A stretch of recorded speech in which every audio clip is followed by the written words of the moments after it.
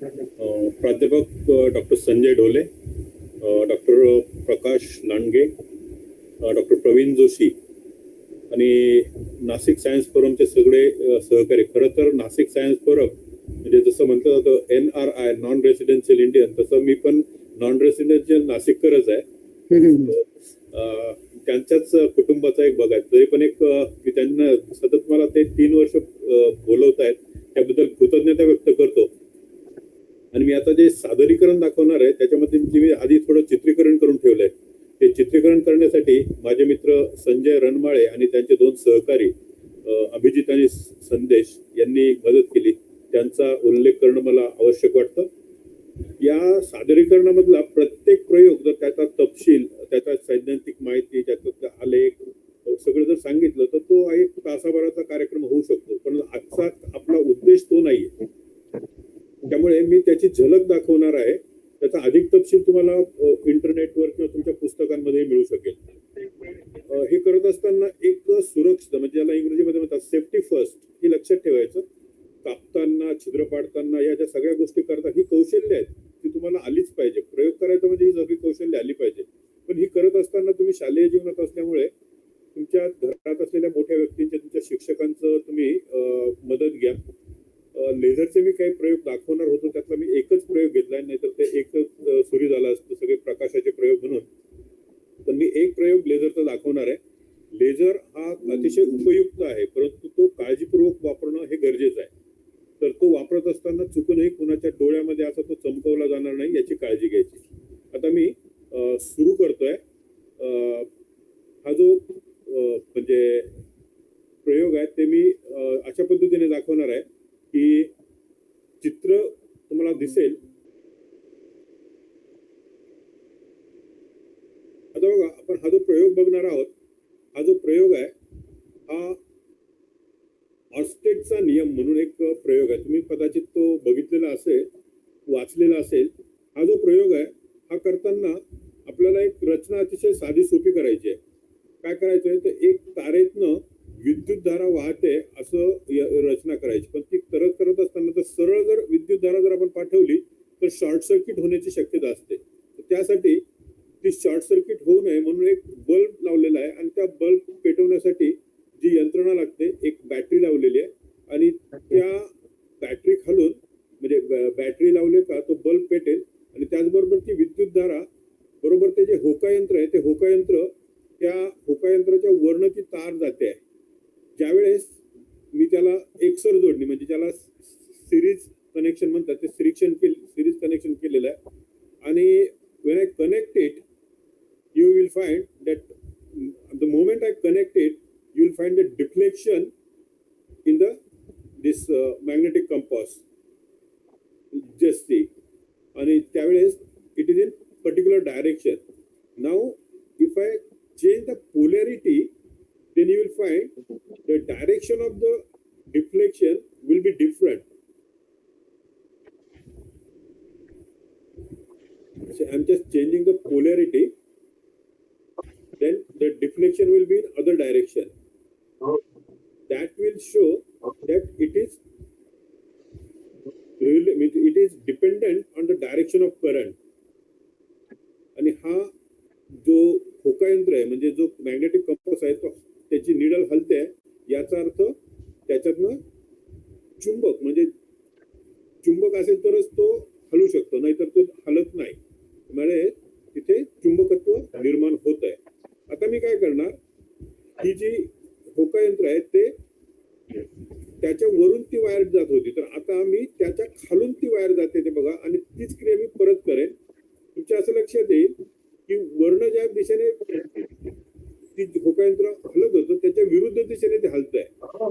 म्हणजे वर्ण असताना ज्या दिशेने हलतं त्याच्या विरुद्ध दिशेने ते हलतं. याचा अर्थ असा होतो की त्या वाहकाच्या म्हणजे त्या वायरच्या चहूबाजूने असं वक्राकार म्हणजे वर्तुळाकार चुंबकीय क्षेत्र आहे. त्याची जी दिशा आहे ती चक्राकार आहे.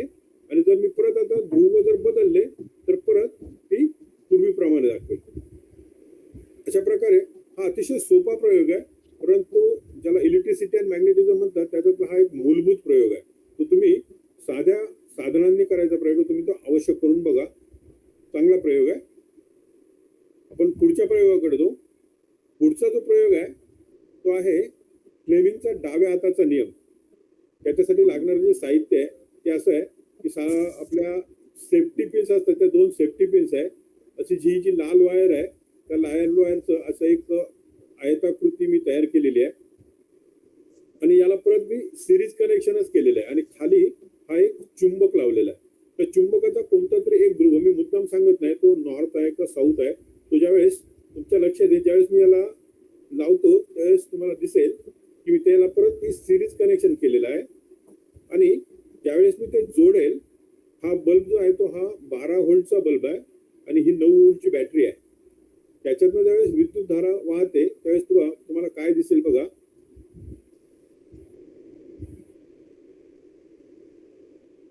हा जो वाहक आहे तो विशिष्ट दिशेने असा ढकलला जातो. ज्यावेळेस विद्युत धारा त्यातनं वाहते त्यावेळेस तो विशिष्ट दिशेने ढकलला जातो.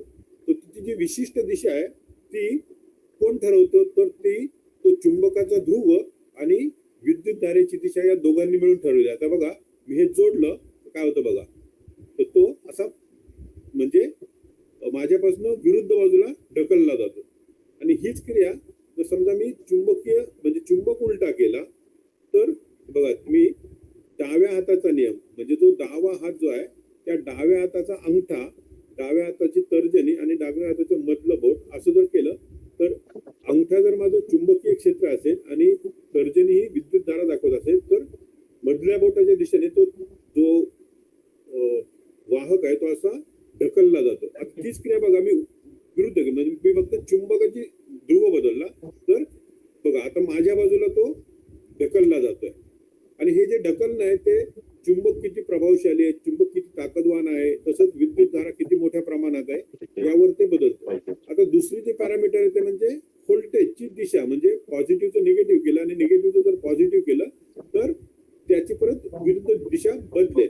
आता बघा मी परत चुंबक बदलला तर तो परत मूळ त्या दिशेने ढकलला जात होता त्या दिशेने ढकलला जातो. असं आपण जर परत केलं तर तुम्हाला असं म्हणजे स्पष्ट दिसतं की विद्युत म्हणजे हे सगळं विद्युत चुंबकीय जे परिणाम आहे म्हणजे इलेक्ट्रिक करंटचे चुंबकीय परिणाम याचा जो परिणाम आहे त्यामुळे तो दिसतो. जर आपण डाव्या हाताची दिशा बदलली तर बघा त्याप्रमाणे ढकलला जाण्याची जो वाहक ढकलला जाण्याची जी दिशा आहे ती सुद्धा बदलते. हा सुद्धा अतिशय चांगला प्रयोग आहे आणि म्हणजे ज्याला भौतिकशास्त्राच्या भाषेमध्ये म्हणतात अतिशय समृद्ध प्रयोग आहे. असा समृद्ध प्रयोग जर तुम्ही केला तर त्याच्यातले जे अनेक बारकावे आहेत जे आपण फक्त पुस्तकात वाचलेले असतात ते आपण प्रत्यक्ष केल्यानंतर आपल्याला समजतं. आता जो पुढचा प्रयोग आहे तो करणार आहोत ज्याला म्हणतो आपण इलेक्ट्रिक जनरेटर. म्हणजे तुम्ही सायकलचा डायनामो तुमच्यापैकी काही मंडळींनी बघितलेला असेल. तो डायनामो कोणत्या तत्वावर चालतो तर जो फॅरेडेचा इलेक्ट्रोमॅग्नेटिक इंडक्शनचा जो नियम आहे त्याच्या अनुसार जेव्हा एखाद्या कॉइलच्या संबंधित जे चुंबकीय क्षेत्र असतं ते ज्यावेळेस ते बदलतं त्यावेळेस त्याच्यामध्ये विद्युत धारा निर्माण होते. म्हणजे इंग्रजीमध्ये तो नियम असा सांगितला जातो whenever there is a change in magnetic flux associated with the coil, EMF is generated. आता हा प्रयोग प्रत्यक्ष करताना बघा मी काय केलं, एक होमिओपॅथीच्या औषधाच्या डबीसारखी अशी एक डबी घेतलेली आहे आणि त्याला जो असं रीळ म्हणतात तसं तो एक रीळ बनवलाय. एक चुंबक आहे, एक एलईडी आहे आणि ही तार आहे. ही तार साधारणतः 32 ते 34 अमेरिकन स्टँडर्ड वायर गेज ज्याला म्हणतात त्याप्रमाणे ती तितक्या जाडीची घेतलेली आहे. जसं ASW म्हणजे अमेरिकन स्टँडर्ड गेज वाढतं तशी वायर पातळ म्हणजे बारीक होत जाते. म्हणजे 18 नंबरची असेल तर ती जर जाड असेल तर 20 नंबरची त्याच्यापेक्षा पातळ असते, त्याच्यापेक्षा बारीक असते, 22 नंबर त्याहीपेक्षा पातळ असे कमी त्याचा व्यास कमी होत जातो. आता ही साधारणतः मी 700 750 फेरे याच्यावर मारून घेतले. ते फेरे मारण्यासाठी बऱ्यापैकी वेळ लागतो म्हणून मी ते तयार ठेवलेलं आहे. त्याला फेरे मारून त्याचा सुरुवातीचा टोक आणि शेवटचं टोक दोन्ही असे बाहेर ठेवलेले आहेत आणि त्याला जर तुम्ही एलईडी जोडला तो ते जे इनेमल ही जी वायर आहे ही तुम्हाला मोटर वाइंडिंग करणाऱ्याच्या दुकानात मिळू शकते किंवा आपलं जे मिक्सर असतं ते मिक्सर दुरुस्त करणाऱ्याच्या दुकानात देखील मिळू शकते. आणि या वायरला वरती इनेमल कोटिंग असतं, म्हणजे एक प्रकारचं रसायनाचं एक थर दिलेला असतो आणि तो थर तुम्ही ब्लेडने खरडून काढणं आवश्यक असतं. ब्लेड किंवा कटर किंवा चाकूने खरडून काढायचं. ते खरडून काढत असताना काळजीपूर्वक करायचं, सुरक्षिततेची आधी काळजी घ्यायची. आणि त्याच्यानंतर तो एलईडी जोडला का एलईडी जोडल्यानंतर त्याच्यामध्ये त्या डबीच्या आतमध्ये चुंबक टाकायचा. चुंबक जर तुमच्याकडे शक्तिशाली चुंबक असेल, ज्याला म्हणजे शक्तिशाली चुंबक आजकाल बाजारात मिळतात, तो जर असेल तर तो घ्यायचा, नाही तर साध्या चुंबकाने पण होतं. ते केल्यानंतर असा जोडला की तुम्हाला तो जेवढा तुम्ही वेगाने हलवाल तेव्हा तुम्हाला लक्षात येईल की तो एलईडी जो आहे तो पेटतो. पेटतो म्हणजे काय, आपण मराठीमध्ये ज्या अर्थी पेटतो म्हणतो तसं त्या अर्थी पेटत नाही, तर त्याच्यातनं प्रकाश निर्माण होतो. प्रकाश म्हणजे काय, तर एलईडी त्याचा लॉंग फॉर्म असा आहे, लाईट एमिटिंग डायोड. म्हणजे काय, ज्याला तो डायोड आहे आणि when it is in forward bias म्हणजे त्याचं पॉझिटिव्ह हे टर्मिनल हे पी ला जोडलेलं असेल आणि निगेटिव्ह टर्मिनल हे एन ला जोडलेलं असेल. बघा याच्यामध्ये मी ते तयार ठेवलेलं आहे. साध्या पिण्याच्या पाण्याची जी बाटली असते त्याच्या झाकणापासून मी ही बॉबिन बनवलेली आहे आणि ही जी मधली डबी आहे ती होमिओपॅथीच्या औषधाची आहे. त्याच्यामध्ये ती इनेमल्ड वायर ती गुंडाळली आहे, साधारणतः 750 फेरे. त्याच्यामध्ये एक चुंबक टाकलाय आणि तो चुंबक आपटू नये म्हणून त्याच्यामध्ये असा एक कागद किंवा कापूस किंवा असा फोमचा तुकडा टाकायचा, जेणेकरून तो चुंबक आपटला जाणार नाही. तो ब्रिटल असतो, असं म्हणजे फुटण्याची शक्यता असते, म्हणून तो चुंबक फुटू नये म्हणून त्याला तो कागद टाकलेला आहे. आता हे जर मी असं जोरात डबी जर हलवली तर तुम्हाला दिसतं की तो एलईडी जो आहे तो लाईट एमिटिंग डायोड लागतो, म्हणजे दिवा पेटतो. तर हे जे आहे हे फॅरेडेच्या तत्वानुसार होतं आणि जिथे जिथे विद्युत निर्मिती होते, म्हणजे सौर ऊर्जा निर्मिती सोडली तर बाकी जिथे जलविद्युत किंवा पवन ऊर्जा वगैरे जिथे निर्माण होते त्या सगळ्यांमधनं याच तत्वाचा वापर केला. म्हणजे तिथे जनित्र जे असतात ते जनित्र फिरवले जातात, त्याला चुंबक जोडलेलं असतं. ते चुंबक ज्या गतीने फिरेल त्याच्या बाजूला मोठ्या मोठ्या कॉइल्स असतात, त्या कॉइल्स मध्ये विद्युत निर्मिती होते. आणि मग हेच मी वेगवेगळ्या पद्धतीने तुम्हाला दाखवतोय. तिथे बघा माझ्याकडे एक मोठा आहे, आता त्याचं एक छोटी आवृत्ती आहे. बघा अतिशय, म्हणजे आपली जी सिरिंज असते इंजेक्शन देण्याची ही 5 ml ची 10 ml ची सिरिंज आहे. त्या 10 ml च्या सिरिंजला अशा 40 गेजच्या वायरच्या 700-750 फेरे मारलेले आहेत आणि त्याला SMD म्हणजे सरफेस माउंट डिव्हाइस सारखा एक एलईडी असतो, अतिशय छोटा असतो. छोटा असल्यामुळे त्याला लागणारं जो व्होल्टेज आहे ते देखील कमी लागतं आणि ते असं हलवलं की अतिशय उत्कृष्ट असा त्याच्यातनं दिवा लागलेला दिसतो. त्याची एक मोठी आवृत्ती आहे, दिसावं म्हणून मी ते पारदर्शक बनवलेलं आहे. बघा या आपलं जे टेफ्लॉनचं असतं त्या टेफ्लॉनच्या रीळवरती मी 750 फेरे मारलेले आहेत आणि त्याला एक एलईडी ची पट्टी जोडलेली आहे. आणि या डबीमध्ये ही एक लांबट आकाराची एक पारदर्शक डबी आहे, त्याच्यामध्ये चुंबक ठेवलेलं आहे. आता हे ज्यावेळेस मी त्या कॉइलच्या आतमध्ये ठेवतो आणि ज्यावेळेस मी ते वेगाने हलवतो त्यावेळेस तुम्हाला दिसेल की ते दिवे पेटतात.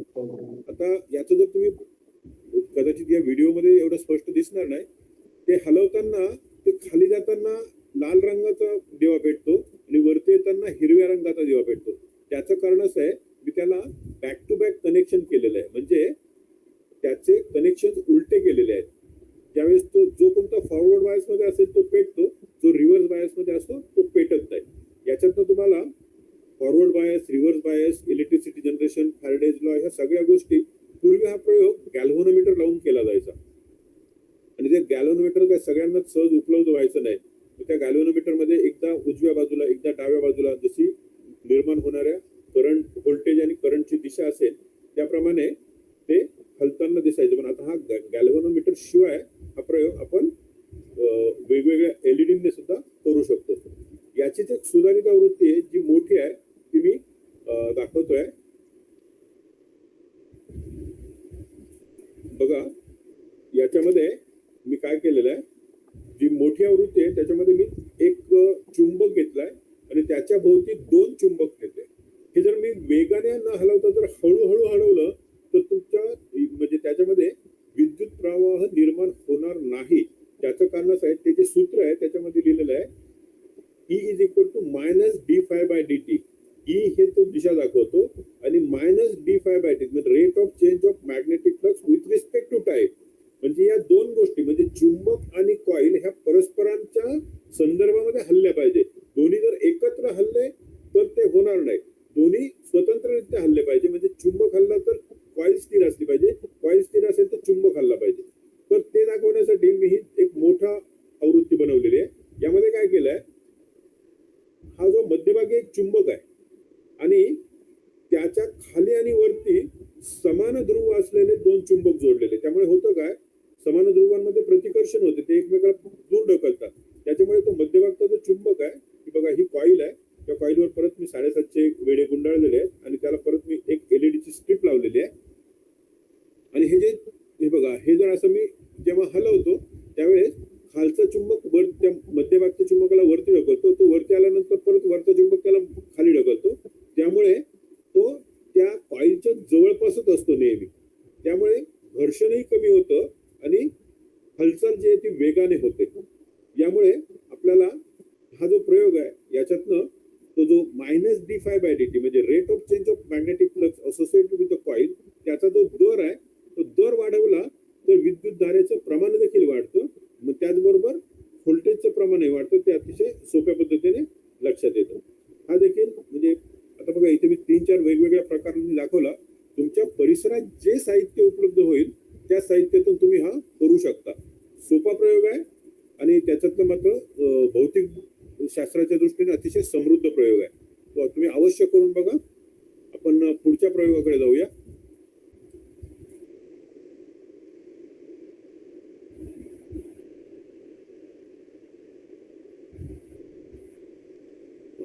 हा जो पुढचा जो प्रयोग आहे तो आपल्याला खरं तर हा परिचित प्रयोग असं म्हणता येईल, परंतु तो बऱ्याच जणांना जमत नाही. तर तो मी थोडा व्यवस्थित समजून सांगावा यासाठी निवडलाय. यासाठी लागणाऱ्या वस्तू खरं तर 4 आहेत फक्त. एक बॅटरी सेल, एक कॉईल, तांब्याची कॉईल. तुम्ही ती तार देखील साधारणतः ही जी घेतलेली तार आहे ही 24 गेजची वायर आहे, इनेमल वायर.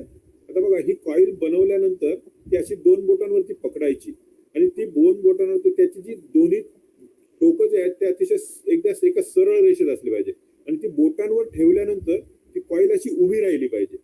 ज्यावेळेस ती उभी राहते त्यावेळेस त्याचा गुरुत्व मध्य बरोबर एका विशिष्ट बिंदूमध्ये खाली येतो. त्यामुळे ती बघा अशी टेकल्यानंतर तुमच्या बोटांना तारेचा जो भाग स्पर्श करतोय त्या भागावरचं ते जे गॅल्व्हन म्हणजे कोटिंग जे आहे इलेक्ट्रोमॅग्नेटिक, ते जे कोटिंग केलेलं आहे इनेमल कोटिंग, ते इनेमल कोटिंग ब्लेडने खरडून काढायचं.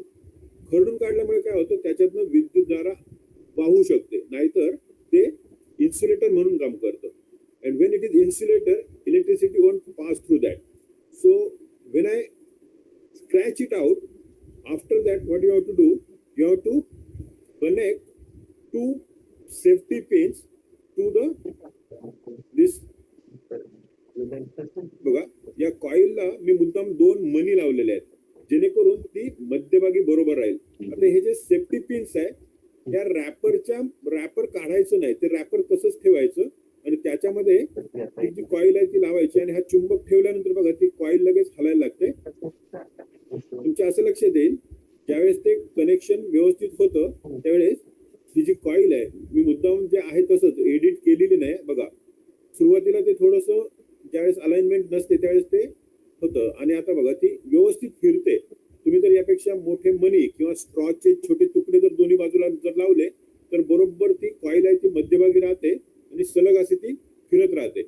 परत त्या फिरण्याचा वेग कशावर अवलंबून असेल, मग तुमचं व्होल्टेज किती दिलं आहे, चुंबक आहे ते किती प्रभावशाली आहे, ही जी कॉईल जी आहे ती किती बारीक तारेची आहे किंवा जाड तारेची आहे, त्या कॉईलचे नंबर ऑफ टर्न्स किती आहेत, मग तिचा आकार कसा आहे, चौकोनी आहे का वर्तुळाकार आहे, या सगळ्या घटकांवर ते अवलंबून असतं. पण मुळात ही फिरती कसे, याचं कारण असं आहे, आपण याआधी बघितलं की विद्युतधारा वाहिल्यानंतर ऑस्टेटच्या नियमानुसार त्याच्यात विद्युत क्षेत्र निर्माण होतं.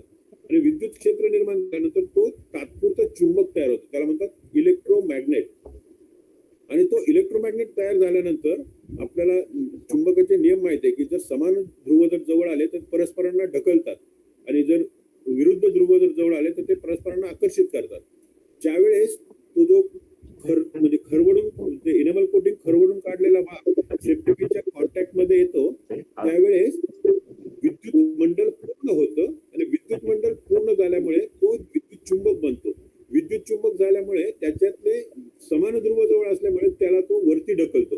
वरती ढकलल्यामुळे त्याचा अर्धा भाग जो आहे तो म्हणजे त्याला इलेक्ट्रो कोटिंग आहे, म्हणजे त्याला ते इनेमल कोटिंग म्हणतात ते आहे. त्यामुळे सर्किट ब्रेक होतं. ब्रेक झाल्यामुळे ती कॉईल परत तिच्या मूळ स्थितीत येते. मूळ स्थितीत आल्यानंतर परत कॉन्टॅक्ट होतो आणि कॉन्टॅक्ट झाल्यामुळे परत तो इलेक्ट्रोमॅग्नेट होतो. म्हणजे ही क्रिया मला बोलण्याला किंवा सांगण्याला जेवढा वेळ लागतो तेवढ्या वेळामध्ये 5-7 वेळा झालेली असते. तर हे जे आहे म्हणजे मेक अँड ब्रेक. मेक झालं का विद्युत चुंबक होतो, ब्रेक झाल्यानंतर विद्युत चुंबकत्व जातं. त्याच्यामुळे ते सारखं असं फिरत राहतं आणि जोपर्यंत त्याच्यामध्ये म्हणजे याच्यातनं तुम्ही अनेक गोष्टी शिकू शकता. म्हणजे काय, जो बॅटरी आहे त्या बॅटरीमध्ये रासायनिक ऊर्जेचं रूपांतर विद्युत ऊर्जेमध्ये होतं आणि तुम्हाला विद्युत ऊर्जेचं रूपांतर तुम्ही मेकॅनिकल म्हणजे यांत्रिक ऊर्जेमध्ये करतायत हे देखील तुम्ही याच्यातनं समजून घेऊ शकता. हा देखील म्हणजे तुम्ही वेगवेगळ्या कॉइल्स घेतल्या मोठ्या जाड किंवा आकाराने वर्तुळाकाराने मोठ्या, तर त्याच्या या प्रत्येक घटकाचा त्याच्या फिरण्यावरती काहीतरी वेगळा परिणाम होतो. मग त्याच्यासाठी तुम्हाला ज्या पिन्स मोठ्या लागतील छोट्या लागतील या सगळ्या गोष्टी तुम्हाला परिसरात म्हणजे आणि पिनला पर्याय पण निवडू शकता. म्हणजे ग्रामीण भागामध्ये स्टोव वापरतात, त्या स्टोवला जी पिन असते ना आजकाल फार कमी लोक वापरतात, पण त्या पिनचा देखील आपण सेफ्टी पिन ऐवजी वापर करू शकतो. किंबहुना तुमच्याकडे धातूच्या अशा काही सपाट पट्ट्या जर असतील त्या पट्ट्यांचा वापर करून सुद्धा तुम्ही ते करू शकता. आपल्याला जे साहित्य उपलब्ध आहे त्या साहित्यातून आपल्याला तो प्रयोग करता आला पाहिजे. म्हणजे साहित्य नाही तर असं न म्हणता मी साहित्याला पर्याय शोधेल, माझ्या परिसरात उपलब्ध असलेला पर्याय शोधेल. हा जो अप्रोच आहे, ही जी भूमिका आहे हे आपल्याला विकसित करायची. ही जी राष्ट्रीय शिक्षण धोरण आहे त्याच्यामध्ये एक्सपिरियन्शियल लर्निंग मध्ये हेच सांगितलेलं आहे. आता बघा हा जो प्रयोग आहे हा देखील अतिशय चांगला प्रयोग आहे. याच्यामध्ये लागणारं साहित्य पण अगदी मर्यादित साहित्य आहे. हा एक आरसा आहे. हा आता बाजारामध्ये वेगवेगळ्या प्रकारचे आरसे येतात. हा आरसा जो आहे हा ऍक्रेलिक पासून टाकला म्हणजे हा पडला तरी पण फुटत नाही. पण याचा एक तोटा म्हणता येईल तो असा आहे की हा जर याच्यावर स्क्रॅचेस पडतात म्हणजे ओरखडे जातात. आणि ही जी दुसरी जी काच आहे याला म्हणतात सेमी ट्रान्सपरंट मिरर. म्हणजे हा अंशतः याच्यातनं प्रकाश आरपार जातो आणि अंशतः परावर्तित होतो. हा देखील शहरी भागामध्ये अनेक ठिकाणी आजकाल इमारतींना खिडक्यांसाठी अशा प्रकारचे काचा वापरल्या जातात. हा एक अॅल्युमिनियमचा पत्रा घेतलेला आहे. त्याच्या इंग्रजी सी आकाराचा मी त्याला आकार दिलेला आहे. सहज वाकवता येईल असा पत्रा आहे. आणि एक मेणबत्ती आहे आणि त्या बटरफ्लाय क्लिप नावाच्या क्लिप आहे. आता मी काय करणार आहे, हा जो सेमी ट्रान्सपरंट मिरर आहे तो आधी मी असा त्या बटरफ्लाय क्लिपने त्या अॅल्युमिनियमच्या पत्राला मी जोडून घेतलेला आहे. त्याच्यानंतर तो जो साधा आरसा आहे तो त्याच्या समोर बरोबर त्याला समांतर म्हणजे इंग्रजीमध्ये ज्याला पॅरलल म्हणतात असा मी पॅरलल तो लावला आहे. आणि तो पॅरलल लावून मी ते क्लिप परत त्याचे जे एंड्स आहेत ते मध्यभागी ठेवले. आणि आता बघा ही जी रचना आहे ही झाली. There are 2 parallel mirrors. Of course one of them is semi transparent but still they are mirrors, so they will work as a mirror. आता बघा मी ही व्हिडिओ मी मुद्दाम एडिट केलेली नाही. सुरुवातीला वाऱ्यामुळे ही गाडी विजली तरी पण मी एडिट करू शकलो असतो, पण ते मुद्दाम केलं नाही की प्रयोग करताना चुका होतात तर त्या चुका हा प्रयोगाचा अविभाज्य भाग आहे. पण त्याच्यातनं आपण काहीतरी शिकायचं. मग आम्ही पंखा बंद केला आणि हाच प्रयोग परत इथे मी बघा ही मेणबत्ती पेटवली. आता या मेणबत्तीऐवजी तुमच्याकडे समजा कुठला विजेवर चालणारा छोटा दिवा असेल किंवा अन्य काही प्रकाश निर्माण करणारा असं काही साधन असेल तर देखील म्हणजे आजकाल दिवाळीमध्ये त्या इलेक्ट्रॉनिक पंत्या मिळतात. त्या पंत्या देखील बघा याच्यामध्ये तुम्हाला आता अगणित प्रतिमा दिसत आहेत. तुम्ही जर थोडं साईडने बघितलं तर त्याच्यामध्ये तुम्हाला अगणित प्रतिमा दिसत आहेत. मग या अगणित प्रतिमा कशा काय आल्या? तुम्ही सोनाराच्या दुकानात गेलात किंवा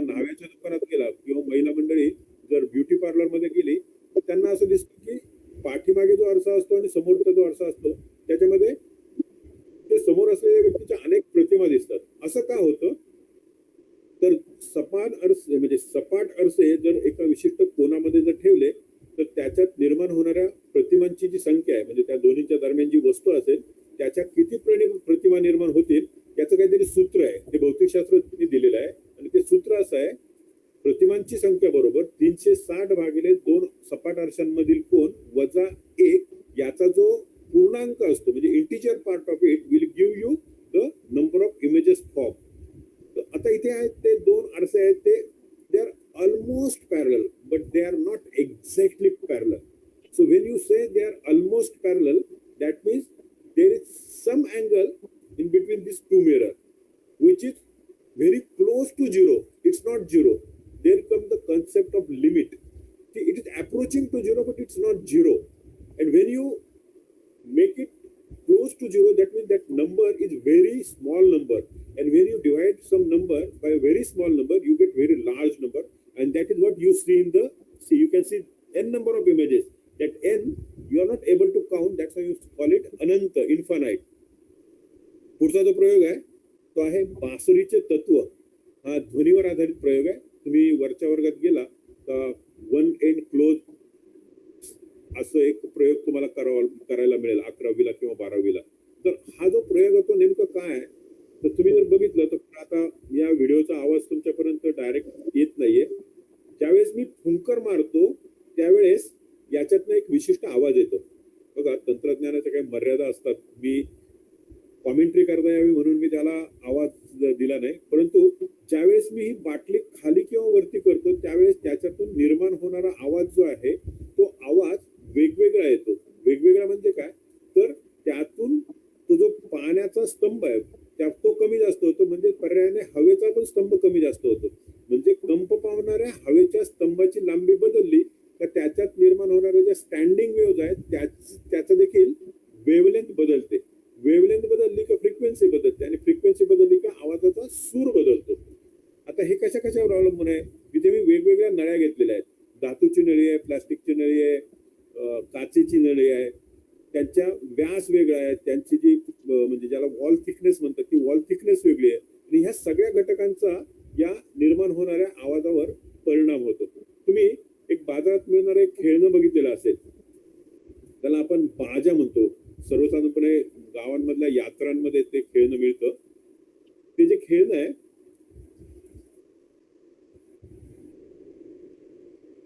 आहे त्याच्यात देखील हाच प्रयोग असतो. आता हा जो बाजा आहे हा बाजा तुम्ही बघितलं तर त्याच्यामध्ये एक बाजूची जी नळी आहे ती अतिशय कमी लांबीची आहे, दुसऱ्या बाजूची ती जास्त लांबीची आहे आणि त्या विशिष्ट प्रमाणामध्ये असं वाढत जातं किंवा कमी होत जातं. ज्यावेळेस ते वाढत जातं त्यावेळेस आवाज हा असा मंजूळ होत जातो आणि जसं ती लांबी कमी होत जाते तसा तो हार्श म्हणजे अतिशय कर्कश असा आवाज यायला लागतो. आणि हा प्रयोग देखील तुम्ही तुमच्या परिसरात असलेल्या ज्या काही तुम्हाला वेगवेगळ्या नळी म्हणजे अगदी तुमच्या रिकामा झालेल्या पेनची जी नळी असते त्या पेनच्या नळीने सुद्धा हा प्रयोग करता येतो आणि त्याच्यातनं समजून घेता येतं. आता हा जो पुढचा जो प्रयोग आहे तो देखील एक पारंपरिक प्रयोग म्हणता येईल असा आहे. तो प्रयोग आहे डेकार्टचा डायव्हर म्हणजे पाणबुड्या ज्याला म्हटलं जातं, तो पाणबुड्याचा प्रयोग आहे. हा प्रयोग मी वेगवेगळ्या प्रकारांनी दाखवलेला आहे. माझ्याकडे एक पारदर्शक नळी आहे आणि ती पारदर्शक नळी त्याच्यामध्ये मी पाणी ओतणार आहे. तुम्ही तो डेकार्टचा डायव्हर हा प्रयोग जर ऐकलेला असेल किंवा वाचलेला असेल कुठे तर त्याच्यासाठी आपल्याला एक रुंद तोंडाची बाटली, नंतर तो लहान मुलांना औषध देण्याचा तो ड्रॉपर असतो, तो ड्रॉपर, असं बरंच साहित्य लागायचं. परंतु आता आपण वेगळ्या पद्धतीने हा प्रयोग करू शकतो. आता बघा ही पारदर्शक नळी आहे, त्याच्यामध्ये एक बाजू बंद आहे एक बाजू उघडी आहे. त्याच्यामध्ये मी पाणी भरणार. मी हे पाणी भरलं, पूर्ण भरून घ्यायचं.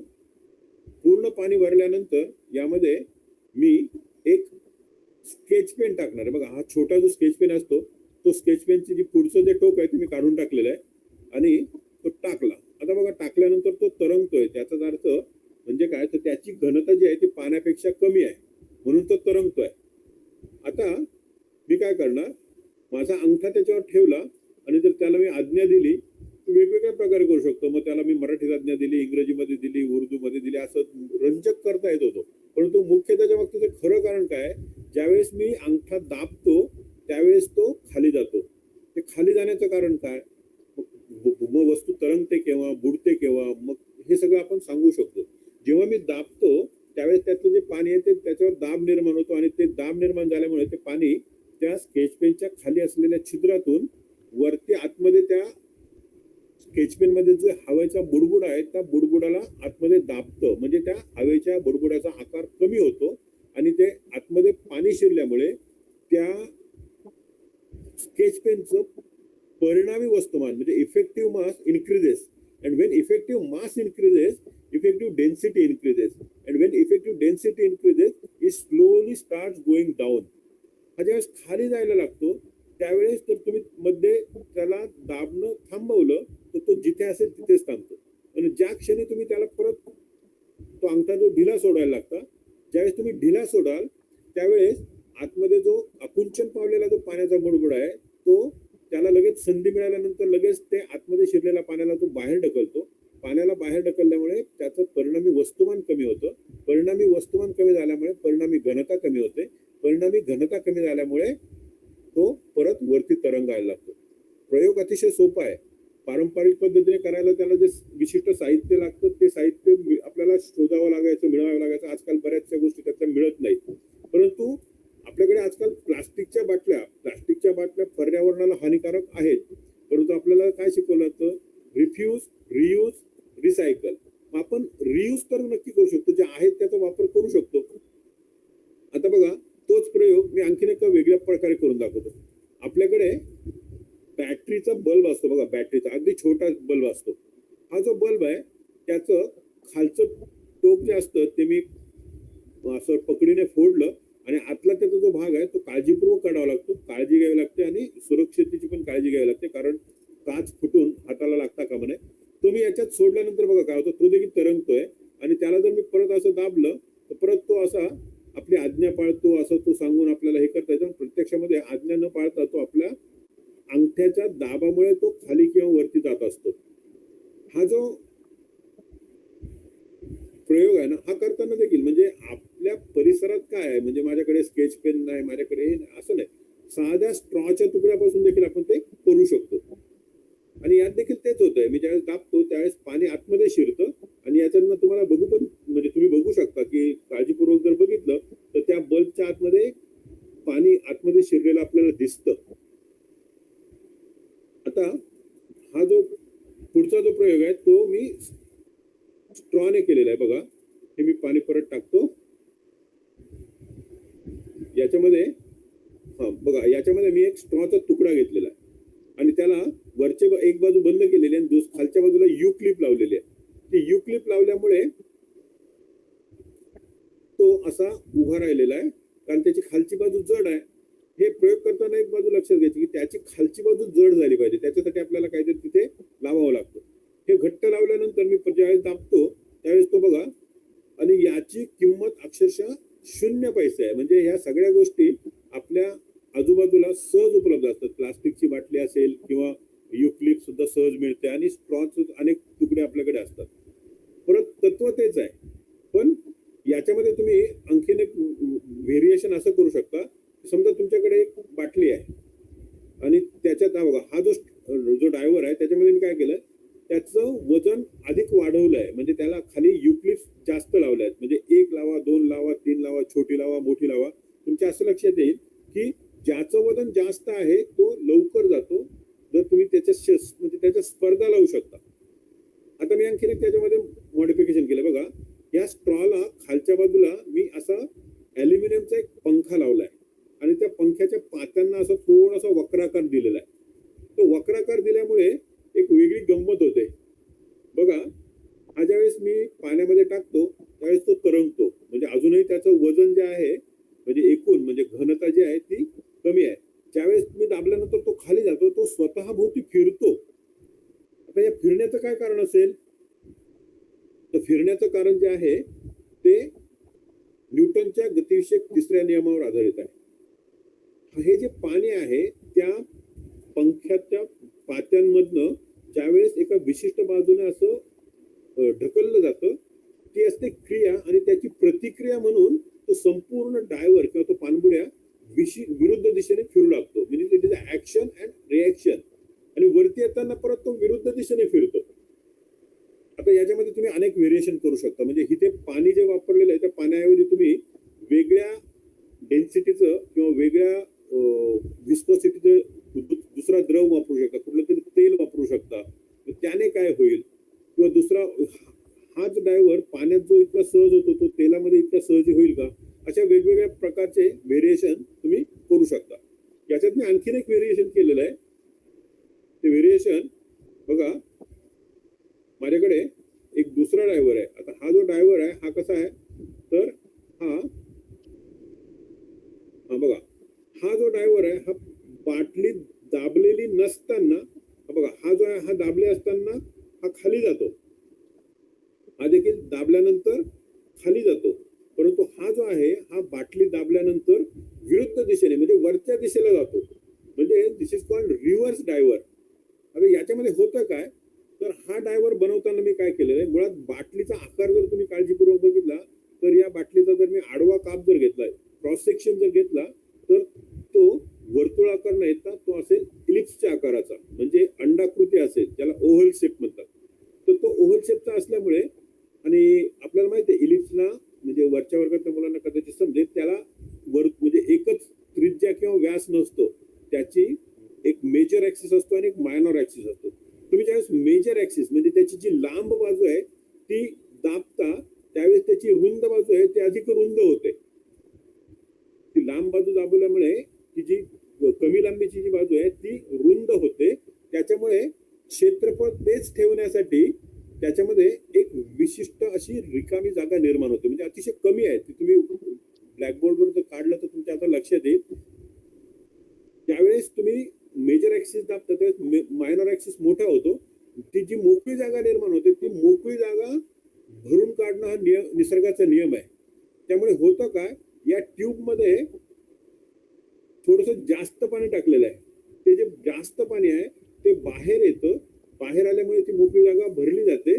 पण ते बाहेर आलेल्या पाण्यामुळे त्या ट्यूबचं परिणामी वस्तुमान कमी होतं, आणि परिणामी वस्तुमान कमी झाल्यामुळे परिणामी घनता कमी होते. घनता कमी झाल्यामुळे ते तरंगायला लागतं. अतिशय म्हणजे करायला थोडासा अवघड नाही म्हणता येईल, पण थोडं काळजीपूर्वक करावं लागतं. पण अतिशय चांगला प्रयोग आहे, आणि तो जमत नाही तोपर्यंत आपल्याला असं झटावं लागतं. पण जमल्यानंतर जो आनंद मिळतो तो शब्दातीत असतो. आता बघा, मी एक नवीन प्रयोग करायला घेतलाय, तो आहे इलेक्ट्रोमॅग्नेटिक डायव्हर. म्हणजे मी काय केलेलं आहे, तर मी याच्यामध्ये एक लांबट बाटली घेतलेली आहे. तुम्ही म्हणता तसं काचीची घेऊ शकता किंवा आपल्या होमिओपॅथिक औषधांची असते तशी पण घेऊ शकता. आणि ती बाटली, त्याला खालच्या बाजूला एक तांब्याचं तारेचं म्हणजे इनेमल वायरचं कोटिंग म्हणजे असं कॉईल बनवलेली आहे. आणि इथे देखील साधारणतः 550 फेरे मी घेतलेले आहेत. आणि या बाटलीमध्ये मात्र मी पाणी न भरता खोबऱ्याचं तेल भरलेलं आहे. त्याच्यामध्ये एक थर्माकोलचा छोटासा गोळा आहे, त्याच्यातून टोचून मी एक टाचणी ठेवलेली आहे. होतं काय, ज्यावेळेस मी ही जी कॉईल आहे त्या कॉईलचे दोन्ही टोकं परत मी त्याच्यावरचं इनेमल कोटिंग खरडून काढलेलं आहे, आणि त्याला मी 9 व्होल्ट देतो. त्यावेळेस ही जी कॉईल आहे त्याचा इलेक्ट्रोमॅग्नेट तयार होतो, आणि त्या इलेक्ट्रोमॅग्नेटमुळे ती जी टाचणी आहे ती टाचणी खालच्या बाजूला ओढली जाते. बघा, खालच्या बाजूला ओढली जाते. आता हा प्रयोग देखील म्हणजे हा इलेक्ट्रोमॅग्नेटचा प्रयोग आहे, पण त्याच्यामध्ये तुम्ही अनेक घटक आणू शकता. म्हणजे याच्यात हा जो थर्माकोलचा गोळा आहे तो जर मोठा केला तर काय होईल, छोटा केला तर काय होईल. इथे मी खोबरेल तेल वापरलंय, त्याच्याऐवजी दुसरं कुठलं तेल वापरलंय तर काय होईल. व्होल्टेज आता मी 9 व्होल्ट देतोय, त्यापेक्षा जास्त दिलं तर काय होईल, कमी दिलं तर काय होईल. या सगळ्या घटकांचा एवढंच नाही तर तुम्ही बघा, मी ती बाटली जी आहे ती पूर्ण भरलेली नाहीये तेलाने, एका विशिष्ट यानेच भरलेली. ती जास्त वरती असेल तर ती खाली आली नसते. त्यासाठी एक विशिष्ट उंचीवरच, म्हणजे जर मी जास्त व्होल्टेज लावलं तर कदाचित येईल खाली, परंतु 9 व्होल्ट साठी यापेक्षा जास्त उंचीवर असेल तर ती खाली येत नाही. आणि तो जो थर्माकोलचा गोळा आहे तो जर मोठा असेल तर त्याला लागणारं ते जे उत्प्लवन गुलाबीचा बल आहे ते सुद्धा जास्त आहे, त्याच्यामुळे त्याला खाली खेचण्यासाठी सुद्धा जास्त बल लागेल.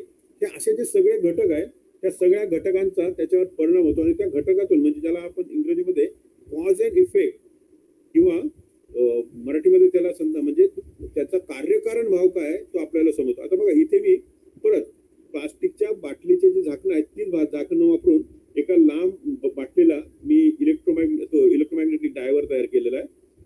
इथे पण साधारणतः 550 टन घेतलेले आहेत. बघा तो आपल्याला असा व्यवस्थित खाली जाताना दिसतो आणि ज्यावेळेस मी त्याच्यातनं म्हणजे डिस्कनेक्ट करतो त्यावेळेस तो परत वरती येतो. हा याला म्हणतात इलेक्ट्रोमॅग्नेटिक डायव्हर. हा देखील एक सुंदर प्रयोग आहे, तुम्ही करून बघा. आपण पुढच्या प्रयोगाकडे जाऊया. बघा हा जो मी सांगत होतो तो लेझरचा प्रयोग.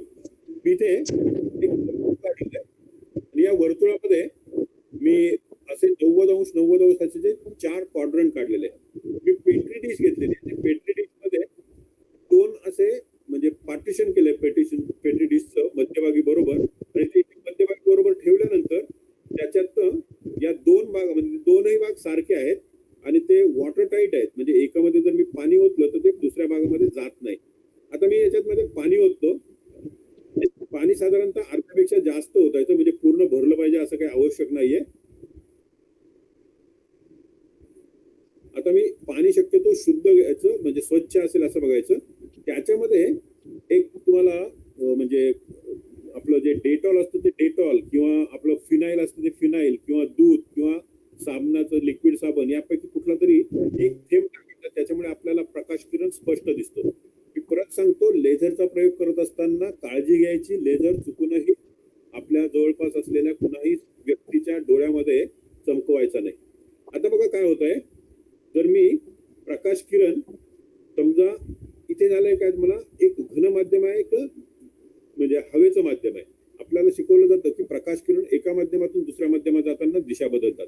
आता जर मी प्रकाश किरण 90 म्हणजे त्या हे जे वॉटर एअर इंटरफेस आहे त्याला जर 90° जर मी पाठवला तर तो बरोबर सरळ जातो. बघा हा तो सरळ जातोय म्हणजे इथे आपल्याला सरळ जातोय कारण Snell's law is not valid for 0 angle. आता बघा जसजसे मी अँगल वाढवत जातो, 20 असेल तर साधारण तिकडे 24 असतं. जसजसं मी 40 असेल तर साधारणतः इकडे 57 असतं आणि जसजसं मी वाढत जातो त्या एका विशिष्ट अँगलला साधारणतः 48°ला अशी वेळ येते का angle of refraction becomes 90°. and that particular angle of incidence is called critical angle. What is critical about it?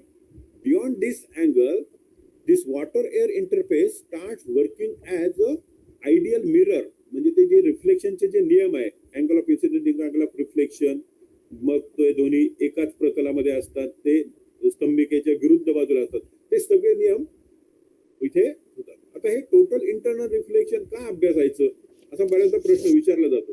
तर आपण जे मोबाईल वापरतो ते या ऑप्टिकल फायबर कम्युनिकेशन नावाच्या ज्या वायरमध्ये म्हणजे ते कार्य करतं, त्याचं जे तत्व आहे ते हे टोटल इंटरनल रिफ्लेक्शन आहे. त्याचबरोबर एंडोस्कोपी नावाचं जे वैद्यकीय क्षेत्रामध्ये जे तंत्र वापरलं जातं त्याच्यामध्ये देखील हे टोटल इंटरनल रिफ्लेक्शन ही भौतिकशास्त्राची संकल्पना वापरून ते तयार केलेलं असतं. अशा प्रकारे म्हणजे याच्यातनं तुम्ही स्नेल्स लॉ वापरून तुमचं जे द्रव आहे, म्हणजे आता मी इथे पाणी वापरलेलं आहे, पाण्याऐवजी जर तुम्ही दुसरा द्रव वापरला तर तुम्ही त्या विशिष्ट द्रवाची ज्याला तुम्ही अपवर्तनांक म्हणतात किंवा इंग्रजीमध्ये ज्याला रिफ्रॅक्टिव्ह इंडेक्स म्हणतात, तर ती रिफ्रॅक्टिव्ह इंडेक्स सुद्धा काढू शकतात. त्याचबरोबर एखादा द्रव जर शुद्ध असेल आणि तुम्हाला माहित असेल की या शुद्ध द्रवाची म्हणजे अपवर्तनांक किंवा त्याचं जी काही रिफ्रॅक्टिव्ह इंडेक्स आहे ती विशिष्ट समजा 3 आहे, समजा मध आहे किंवा एखादं केरोसिन आहे, अशा प्रकारचं द्रव आहे, ती जर विशिष्ट जर असेल तर आपल्याला किती आहे हे जर माहित असेल तर आपण तो द्रव शुद्ध आहे की नाही हे देखील शोधू शकतो. आपण आता पुढच्या प्रयोगाकडे जाऊ. हा पुढचा जो प्रयोग आहे हा प्रयोग आहे सरफेस टेन्शन म्हणजे पृष्ठीय ताणावर आधारित प्रयोग आहेत. याचे काही टीझर बनवलेले आहेत ते तुम्ही बघितलेले असतील. याच्यामध्ये काय केलेलं आहे, याच्यामध्ये थोडे कौशल्य येणं गरजेचं आहे. म्हणजे तार कापणं, तार वाकवणं, विशिष्ट आकारामध्ये वाकवणं, या सगळ्या गोष्टी आपल्याला आल्या पाहिजे. आणि ज्यावेळेस तुम्ही ते करता त्यावेळेस तुम्हाला अशी विशिष्ट याच्यामध्ये हे सोप सोल्युशन बनवलंय. त्याच्यासाठी वापरलेलं जे पाणी आहे ते शुद्ध असलं पाहिजे. त्याच्यामध्ये कुठल्याही धुळीचे कण किंवा अन्य काही असता कामा नये. त्याच्यामध्ये लिक्विड सोप टाकायचा आणि थोडंसं ग्लिसरीन टाकायचं. थोडी साखर टाकली, चांगली विरघळवली तरी पण चालते. ते जास्त व्यवस्थित होतं. आता हे मी ते तयार केलेलं आहे. त्याच्यामध्ये बघा तुमच्या असं लक्षात येईल, ज्यावेळेस बघा मी ही वर्तुळाकार एक बांगडीसारख्या काचेचा आपल्या तारेचा आकार तयार केलेला आहे आणि त्याला एक दोरा बांधलेला आहे. साधा दोरा आहे आपला. ज्यावेळेस मी उचलतो त्यावेळेस बघा काळजीपूर्वक आणि ही जी फिल्म तयार झालेली आहे, आता साबणाच्या पाण्याची एक फिल्म तयार झालेली आहे आणि त्याच्यामध्ये तो दोरा आहे. त्याला जर मी असं टोचलं तर बघा तो असा वर्तुळाकार झाला. कारण का, तो सर्व बाजूंनी त्याला सारख्याच प्रमाणात तो खेचला जातोय आणि तो जो खेचणारा जो बल आहे म्हणजे ते जे काय टेन्शन आहे दॅट इज सरफेस टेन्शन. आता बघा ही पेन्सिल मी आरपार घालतोय कारण तिथे तिथे फिल्म नाहीये. ती फिल्म जी आहे ती आजूबाजूला आहे. जर मी ती फिल्म जर फोडली तर तो दोरा लगेच खाली जाईल. बघा बघा बघा तो खाली गेला. कारण का, तर ती फिल्म त्याला सगळ्या बाजूने खेचत होती. आता तसाच प्रयोग मी ह्या सांगण्याचा एक रिंग आहे किंवा एखादी बांगडी आहे, त्या बांगडीला मी एक दोरा बांधलेला आहे. तो दोरा थोडा ढिला आहे आणि मी तेच करतोय. इथे मी टाकली ती आणि जेव्हा मी तर बघा आता त्याच्यामध्ये परत फिल्म तयार झाली. याच्यापैकी मी कुठली जर एक बाजूची फिल्म फोडली तर दोरा असा चंद्राकृती होतो. म्हणजे बघा चंद्राची कोर निर्माण झाली, असा वक्राकार निर्माण झाला. That is curve. असा एक सरफेस तयार झालेला. That curvature is because that thread is being pulled equally in all direction. म्हणजे ते जे फिल्म आहे ती सगळं त्याला विशिष्ट सगळ्या बाजूने एकाच प्रकारे. आता ही जी तार आहे याच्यामध्ये मी 2 तारा वापरलेल्या आहेत. ही जी बारीक तार आहे ती वजनाने म्हणजे तिची जाडी पण कमी आहे आणि तुलनेने हलकी आहे. आता मी काय करणार, हे पूर्ण मी असं त्या साबणाच्या पाण्यामध्ये बुडवणार आणि ज्यावेळेस साबणाच्या पाण्यात बुडवतो त्यावेळेस त्याची एक फिल्म तयार होते. जेव्हा मी याला असे दाबेल, ही जी 2 टोकं आहेत ती दाबेल त्यावेळेस ही जी पातळ तार आहे, ही जी बारीक तार आहे ती बघा, ही जी बारीक तार आहे ती आतल्या बाजूला म्हणजे माझ्या दुसऱ्या हाताकडे खेचली जाते. ती खेचली जाणे कारण ते जे सरफेस टेन्शनचं जे बल आहे ते त्याला ओढून घेतं. अतिशय सोपा प्रयोग आहे, परंतु त्याच्यातनं जे म्हणजे आकलन होतं, जे समजतं आणि त्याच्यातनं होणारा जो आनंद आहे ना, म्हणजे करण्याचा एक वेगळा आनंद असतो. तो आनंद आपल्याला हे सगळे प्रयोग करताना म्हणजे ज्याला मजा म्हणतात ना, ती मजा येते.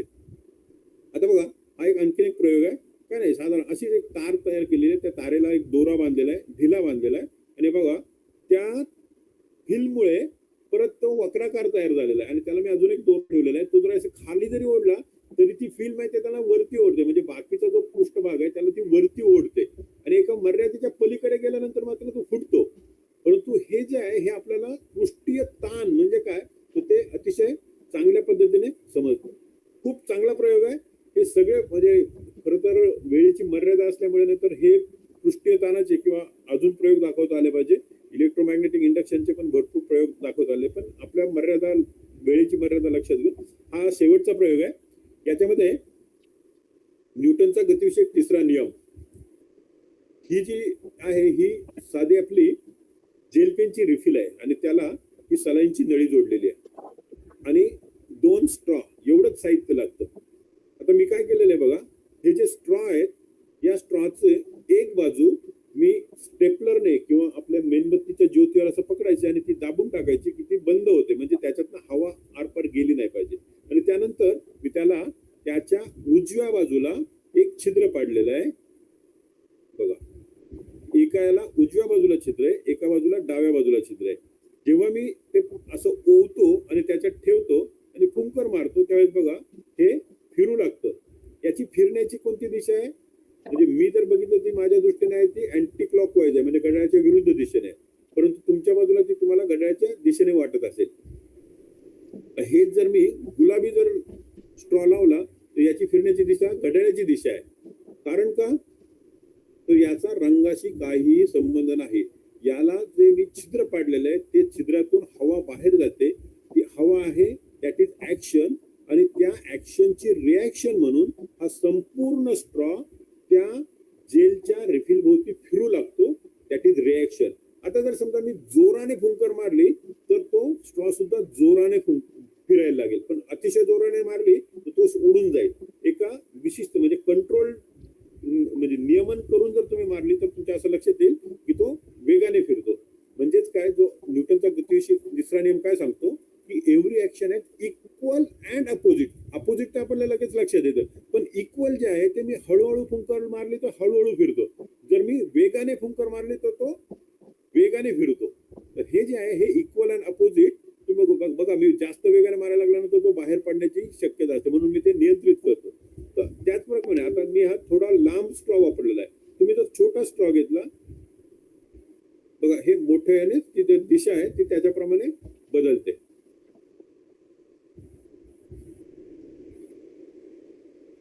आता याच्यात मी थोडीशी आणखीन एक ज्याला व्हेरिएशन म्हणता येईल असं व्हेरिएशन केलेलं आहे.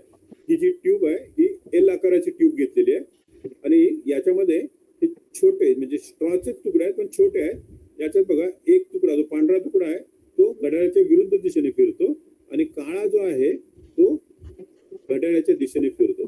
परत कारण तेच आहे, त्याला जे छिद्र पाडलेले आहेत ते वेगवेगळ्या किंवा विरुद्ध दिशेला पाडलेले आहेत. अशा प्रकारे न्यूटनचे गतिविषयक नियम तुम्ही अतिशय सोप्या पद्धतीने समजून घेऊ शकता. ठीक आहे, मला वाटतं मी इथे थांबतो. धन्यवाद.